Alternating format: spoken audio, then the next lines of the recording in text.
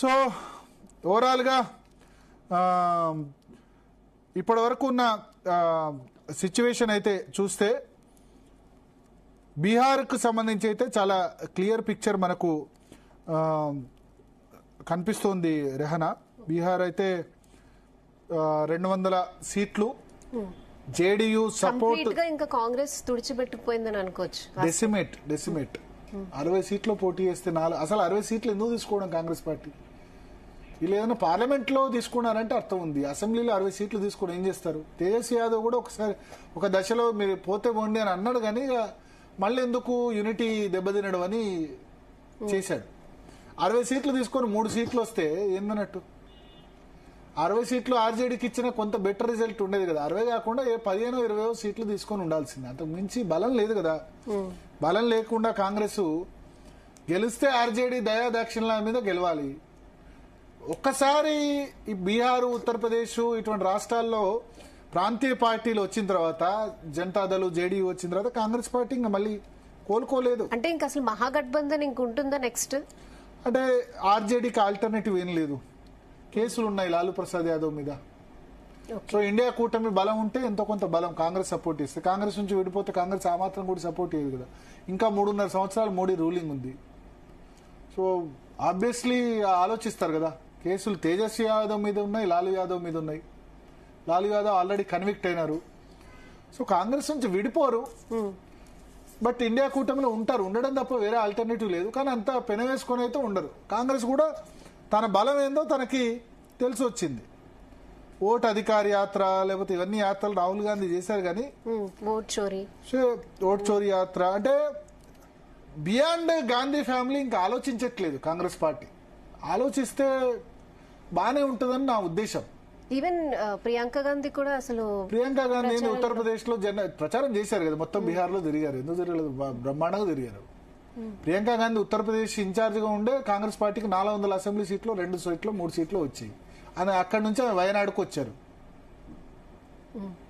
వయనాడుకు వచ్చి పోటీ చేసి మొన్న గెలిచారు. సో ఇప్పుడు కాంగ్రెస్ పార్టీ ఒకటి ఆలోచించాలి. ఎస్, ముస్లిం ఓటు వస్తుంది, కానీ మరి హిందూ ఓటు తెచ్చుకోవడం ఎట్లా అన్నది కూడా ఆలోచించాలి దేశవ్యాప్తంగా. వయనాడుకు లేకపోతే అక్కడ ఇప్పుడు వచ్చిన సీట్లు కూడా కిషన్ గంజ్ జిల్లాలో ముస్లిం ఓట్లు కాంగ్రెస్ పార్టీ మీద ప్రేమతో పడుతున్నాయా? కాదు కదా, బీజేపీని వ్యతిరేకిస్తున్నారు కాబట్టి పడుతున్నాయి, అంతే కదా. There is no alternative. బీజేపీని ఓడించేది కాంగ్రెస్ కాబట్టి వేస్తున్నారు. ఇక్కడ వేరే అవకాశం ఉంటే టీఆర్ఎస్ కేసారు కదా 10 సంవత్సరాలు. బీజేపీని ఎవరు ఓడించేది ఉంటే వాళ్ళకి వేస్తారు. సీమాంచల్లో మజ్లిస్ వేశారు 6 సీట్లు. 6 సీట్లు మజ్లిస్కి ఇచ్చి కాంగ్రెస్కి 1-2 ఇచ్చారు. అంటే ఏంది? ఆల్టర్నేటివ్ ఉంటే కాంగ్రెస్ బియాండ్ కూడా పోతాం అన్నట్టే కదా. కాంగ్రెస్ ఆ రకంగా ఆలోచించట్లేదు అనుకోవచ్చు. కాంగ్రెస్ ఆలోచించట్లేదు, వేరే ఓటు గురించి ఆలోచించట్లేదు. ఓన్లీ మోడీ వ్యతిరేకత అన్నదే కనబడుతుంది తప్ప, మోడీ యాంటీ మోడీ ఓటు రావాలన్నది తప్ప ఓ కాన్ఫిడెన్స్ కనిపించట్లేదు. ఓకే, పార్లమెంట్ లో 99 ఓట్లు వచ్చినందుకు, 99 సీట్లు వచ్చినందుకు అదేమన్నారు, మోడీ ఒక మాట అన్నాడు లోక్సభలో. ఏంటంటే ఒక అబ్బాయికి మార్కులు 99 మార్కులు వచ్చాయి, 99 మార్కులు వచ్చాయి, నాకు 99 మార్కులు వచ్చాయని తల్లి దగ్గరకు పోయినాడు. ఓ కంగ్రాచులేషన్స్ 99 అన్నారు. ఎన్ని అంటే 100కు 99 కాదు, 543కు 99 వస్తే చంకలు గుద్దుకున్నారు. 543కు 99 అంటే తక్కువే కదా. 3 సార్లు అధికారం కోల్పోయారు. మొదటిసారి 44, రెండోసారి 52, మూడోసారి 99 రాగానే ఇంకా మొత్తం ప్రతిపక్ష నేత కాంగ్రెస్. అదే 3 సార్లు అధికారంలో ఉన్న తర్వాత కూడా 99 540లో వస్తే అదేం గొప్పతనం కాదు కదా. ఆ తర్వాత జరిగింది ఏంది? హర్యానా ఓడిపోయినారు, మహారాష్ట్ర ఓడిపోయినారు, ఓట్ చోరీ అంటారు. మరి ఇక్కడ జూబ్లీహిల్స్ లో కూడా ఓట్ చోరీ అని టీఆర్ఎస్ అన్నది. అధికారంలో మీరే ఉన్నారు కదా, మీరు అధికారులు. కర్ణాటకలో ఓట్ చోరీ జరిగింది అంటారు. కర్ణాటకలో అధికారంలో సిద్ధరామయ్య ప్రభుత్వం ఉంది. అక్కడ MRO officials, revenue officials vote చేసేదంతా కూడా వీళ్ళు కదా, కాంగ్రెసే కదా. కాంగ్రెస్ అధికారంలో ఓట్ చోరీ అంటే చేత కదన్నట్టు. ఓకే, ప్రజలు ఎక్స్క్యూజ్ చేయరు కదా. నువ్వు ఓట్ చోరీ అన్నా అదన్నా ఇదన్నా సరే, ఓడిపోయిన వాడికి అది గొప్పగా అనిపించవచ్చు. ఇప్పుడు బీజేపీని వ్యతిరేకించే వాళ్ళకి ఓడిపోయిన వాళ్ళకి ఏంటంటే దొంగతనం చేసి గెలిచారు. ఇప్పుడు బీఆర్ఎస్ అనట్లేదా, రిగ్గింగ్ చేసి గెలిచారు, ఈవీఎంలు అది చేసి గెలిచారు. ఈ విధంగా రేపు అన్నా అంటారు, ఇక్కడ బీహార్ లో ఈవీఎంలు రిగ్గింగ్ చేసి గెలిచారంటారు. ఇక్కడ బీఆర్ఎస్ లేకపోతే బీజేపీ కూడా అనొచ్చు ఇక్కడ ఈవీఎం ట్యాంపరింగ్ చేసి గెలిచారని. కానీ క్లియర్ పిక్చర్ కనబడుతుంది కదా. ఎగ్జిట్ పోల్స్ అన్ని కూడా ఇచ్చే కదా బీజేపీ గెలుస్తుందని. కానీ ఇంత మెజారిటీతో గెలుస్తుంది అనుకోలే. ఎగ్జిట్ పోల్స్ కూడా 140, 160 అన్నారు కానీ 200 సీట్లని ఎవరు చెప్పలేని పరిస్థితి. కాంగ్రెస్ ఇప్పుడు మళ్ళీ ఇప్పుడు లేటెస్ట్ చూస్తే 2 సీట్లకు పడిపోయింది అవుట్ ఆఫ్ 62.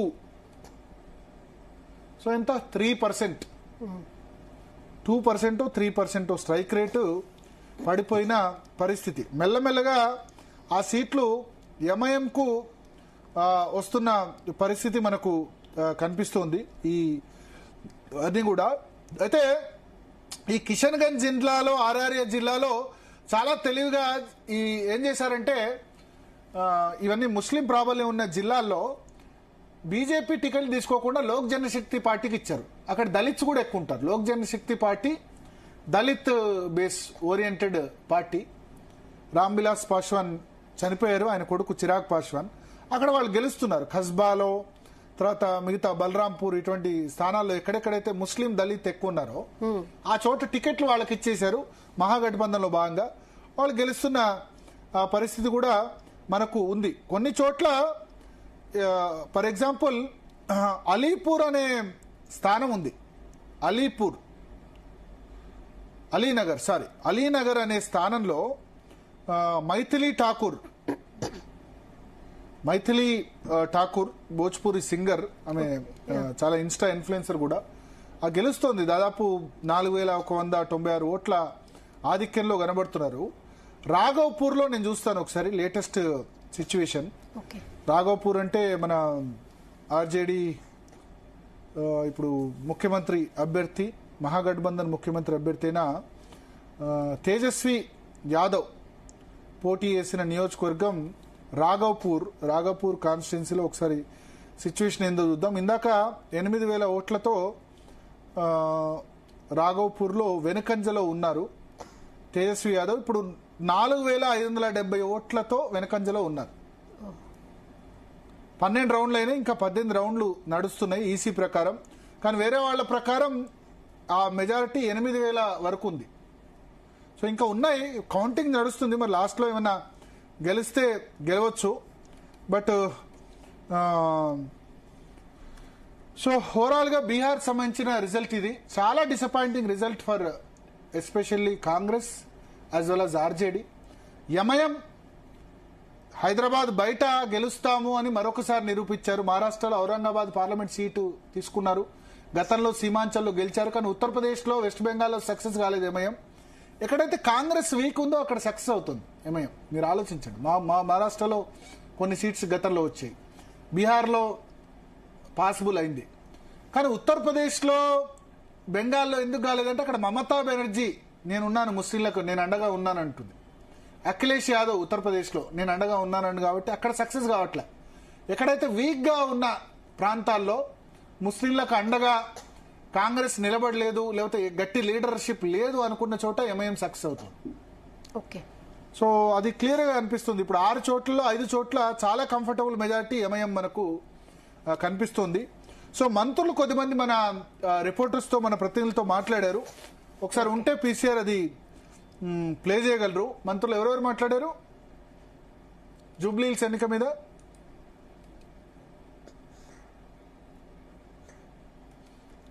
సో ఇంతకుముందు చెప్పుకుంటే ఎంఐఎంకు సంబంధించి అయితే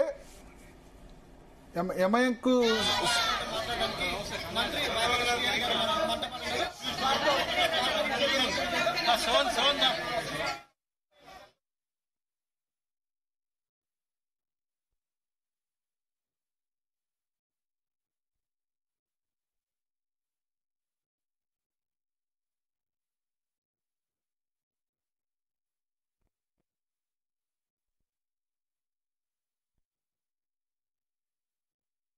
కనిపిస్తుంది.